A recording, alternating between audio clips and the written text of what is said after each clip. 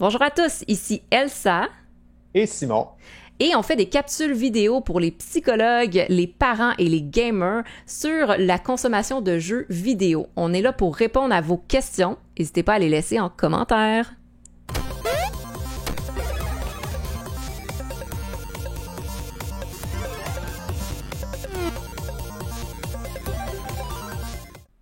Elsa, je ne sais pas pour toi, une question que je me fais aussi souvent demander par les parents, c'est est-ce qu'il y a des effets positifs à jouer à des jeux? Ou plus précisément, en fait, qu'est-ce que ça peut amener de jouer à des jeux? Parce que ça vient souvent avec cette idée-là de, ils passent tellement de temps à jouer à des jeux, qu'est-ce qu'ils en retirent? Pourquoi est-ce que ce serait pertinent qu'ils fassent ça plutôt qu'autre chose? Donc, est-ce qu'il y a des effets positifs? Puis aussi, est-ce qu'il y a des risques associés à ça? Est-ce que trop jouer à des jeux, ça peut avoir des effets Mhm. négatifs? Ça, c'est une question que j'ai tout le temps, tout le temps. Ben, effectivement, c'est une très bonne question. Je pense que c'est une des questions que je me fais le plus poser. C'est Mhm. est-ce que ça peut être positif de jouer, Mhm. exemple, à des jeux vidéo? Les effets négatifs, on les voit souvent rapidement, mais le Ouais. positif, on le voit un peu moins. Puis c'est ça qu'on va aller découvrir parce que la réponse, c'est oui. Maintenant, comment? Tout d'abord, la première chose qui est vraiment importante qu'on observe, c'est au niveau des connexions sociales et le sentiment d'appartenance. Donc, comment? C'est les jeux, la technologie qui sont en fait des espaces de rencontre pour rencontrer des personnes, créer des amitiés, pratiquer parfois aussi les habiletés sociales. Donc, que ce soit les jeux vidéo ou les jeux en ligne, ça permet parfois de rencontrer des personnes à travers le monde, de pouvoir justement créer des connexions. Donc, dans certaines communautés de joueurs aussi, des communautés qu'on va dire saines, à ce moment-là, c'est possible aussi pour les joueurs d'aller chercher du soutien social. Le Mhm. soutien social, c'est un environnement dans lequel on se sent accueilli, accepté, qui va nous apporter de l'écoute, de l'empathie, du soutien, de l'entraide. Donc, parfois, vraiment de jouer à un jeu en ligne, par exemple, nous permet de rencontrer des gens, de socialiser et d'avoir du soutien social. Par la suite, ça peut nous permettre aussi de nous exposer à d'autres cultures et à d'autres réalités. Donc, on pense notamment, encore une fois, aux jeux en ligne, aux jeux vidéo qui vont nous immerger dans différentes réalités dans le monde, dans différentes cultures aussi. Donc, on apprend beaucoup à travers ça. Et ces apprentissages-là peuvent nous permettre de développer notre identité sociale, personnelle, même académique ou professionnelle, qui sait. Et Mhm. ça nous permet de développer nos compétences sociales et nos habiletés sociales. Parce que dans certains jeux, on travaille la coopération, l'entraide, le soutien, le travail d'équipe. Donc ça permet de développer ces habiletés-là à travers les jeux et qui peuvent aussi être mis par la suite, transposés par la suite dans la réalité. Je nommais tout à l'heure l'aspect international aussi, exemple des jeux en ligne, mais ça fait en sorte qu'on développe des amitiés. On peut développer des amitiés en ligne qui sont plus diversifiées que si c'était en réel, parce qu'on peut parler avec des gens à l'autre bout du monde. Et un point très, très important, c'est que les jeux aussi en ligne, entre autres, vont être beaucoup moins sexo-spécifiques Mhm. que ceux hors ligne. Ce qui fait en sorte qu'on peut jouer une personne non genrée, on peut jouer Mhm. un homme, une femme, et ça vient vraiment faciliter le sentiment d'appartenance, la construction de l'identité sexuelle et de genre. Donc, c'est vraiment des aspects très positifs. Mhm. Un autre aspect qui est très important aussi, c'est le développement de certaines habiletés visio-motrices, également visio-spatio-temporelles, Mhm. dans ce sens qu'on vient travailler différents gestes moteurs ou visuels. On pense beaucoup ici aux études qui ont été faites sur les first-person shooters, Mhm. qui démontraient justement que les joueurs pouvaient développer vraiment des capacités au niveau visuel, Mhm. visio moteur. Et en fait, je pense que je vais te laisser, Simon, répondre à cette question un peu plus en détail. Oui, oui, c'est ça.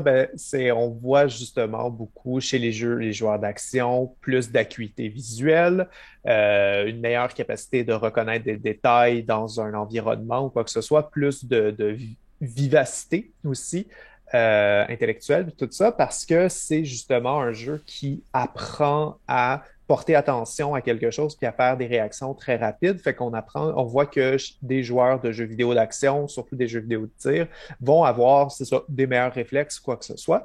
D'autres jeux ont différents effets. Plein de types de jeux ont différents types d'effets. Les jeux de représentation de l'espace, de recherche d'objets dans l'espace, par exemple Mario 64 ou Banjo-Kazooie, ce genre de jeu-là où on se promène dans un grand espace en 3D puis on résout des problèmes, ça, c'est très bon pour l'orientation visuospatiale.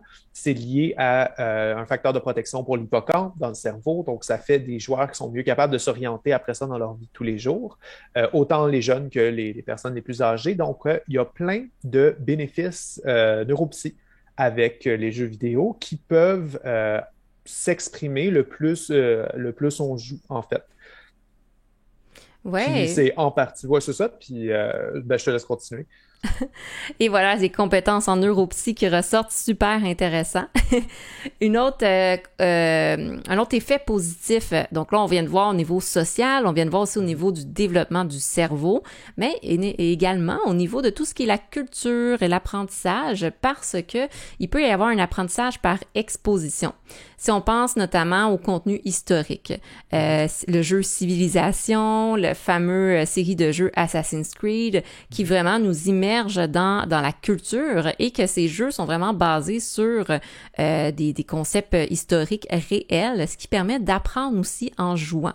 Donc ça, c'est très intéressant parce qu'on fait l'apprentissage de concepts historiques ou même des concepts fondamentaux, comme l'apprentissage de l'écriture, chez les jeunes TSA qui vont jouer excuse-moi, attends une seconde.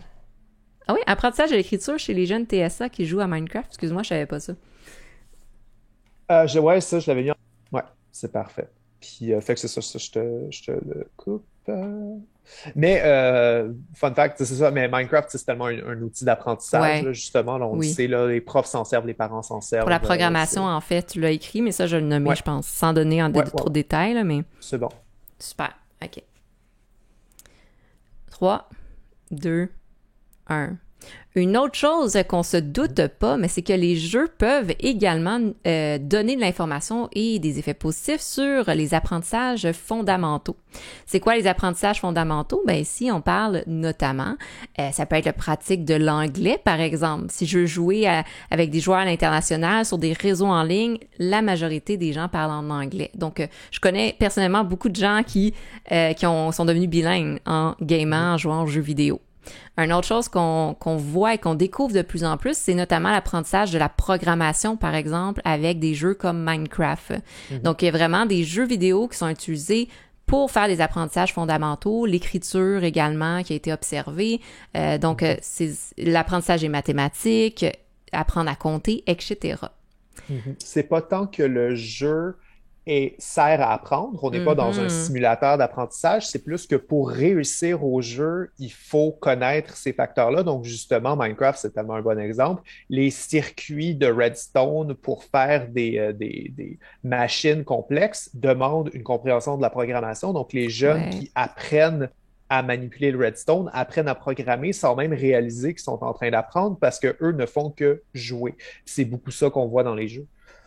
Exactement. Puis je nomme rapidement un autre exemple, mais Stardew Valley, que j'ai Mhm. découvert récemment comme jeu, mais est un jeu, par exemple, qui va beaucoup faire travailler la gestion du temps, parce qu'on Ouais. a du temps limité, la gestion de ressources et l'organisation et la planification. Donc, c'est Mhm. l'objectif principal du jeu n'est pas nécessairement de faire travailler, et pas de faire travailler ça, mais à travers le jeu, on apprend et on fait des apprentissages Exactement. fondamentaux. Dans les effets positifs, ben effectivement, il y a aussi de nombreux jeux, des sites internet, des applications qui vont favoriser aussi une meilleure santé physique. Parce que Mhm. dans la santé mentale, on n'oublie pas qu'il y a aussi la santé physique. Qu'on pense notamment à des jeux vidéo avec accessoires qui nous permettent de faire littéralement de Mhm. l'entraînement physique, ou qu'on pense à des applications ou des jeux qui nous permettent de nous rappeler de bouger et Mhm. de faire attention à notre alimentation ou à notre cycle de sommeil. Il y a vraiment des exert games qu'on appelle, Mhm. je vais vous mettre le lien en vidéo, qui Mhm. permettent de vraiment travailler les saines habitudes de vie. Donc, une belle combinaison, santé mentale et santé physique. Ouais. Dans les autres effets positifs, on a aussi les médias en général, hein, les médias sur écran, en général qui peuvent améliorer la performance scolaire des enfants. On voit aussi une plus grande utilisation de la technologie et des jeux à l'école.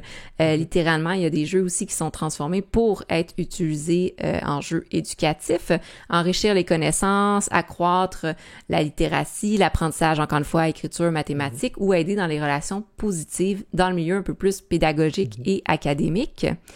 Et enfin, le dernier et non le moindre, au niveau des effets positifs, les jeux vidéo coopératifs et compétitifs qui peuvent être joués pour rassembler la famille. Relations parents-enfants. Donc, ça vient remplacer un peu les jeux peut-être un peu plus traditionnels, les jeux vidéo, les jeux libres, mais ici, de rassembler la famille autour d'un jeu vidéo, que ce soit un jeu compétitif, coopératif, en groupe, ou de regarder un membre de sa famille et de jouer à tour de rôle. Les jeux permettent vraiment de rassembler, de passer des beaux moments en temps de famille. Parce que c'est ça, souvent les parents nous posent la question à savoir comment est-ce que j'encadre la pratique de mon jeune, mais c'est toujours de façon fermée sans s'intéresser à comment est-ce que eux peuvent participer à cette pratique-là, puis comment est-ce que eux peuvent faire partie de la pratique de jeu, parce que de cette façon-là, souvent ils vont pouvoir superviser le jeu tout en participant puis tout en vivant un moment de connexion avec leur enfant, si eux sont aussi intéressés à essayer de jouer. Tout à fait. Intéressez-vous aux passions de votre enfant, Ouais. puis ça crée des bons liens. Bon, on parle des effets positifs. Il y a quand même quelques effets négatifs. Les effets négatifs qui peuvent être observés, c'est que plus qu'une personne va être en immersion dans un jeu, plus que il faut être à l'écoute de ses besoins physiologiques. C'est-à-dire que si je joue à un jeu 4 heures de temps sans arrêt, ben c'est sûr que je vais avoir faim, je vais avoir soif, je vais peut-être avoir un petit mal de tête, je vais peut-être avoir une posture un peu tout croche. Donc, de vraiment faire attention à porter attention à ces signaux physiologiques et ses besoins fondamentaux lorsqu'on joue. Une autre chose, c'est également l'engagement excessif qu'il peut y avoir dans un jeu vidéo qui vient souvent justement avec un aller-retour constant dans le jeu. Ça veut dire que plus que je me suis engagée à jouer, plus que ça vient déclencher ce cycle-là du plaisir, de la motivation, mais plus qu'on va avoir tendance à vouloir constamment y rejouer. Et c'est important à ce moment-là de vraiment apprendre à faire des moments de stop, des moments de pause, à vraiment réguler son temps de jeu et à s'assurer, comme on a nommé, mais de faire aussi d'autres activités en dehors du jeu pour rester bien équilibré. C'est une autre question qu'on reçoit beaucoup. Comment est-ce qu'on arrête le jeu? Ça s'en vient dans une prochaine capsule, vous inquiétez pas.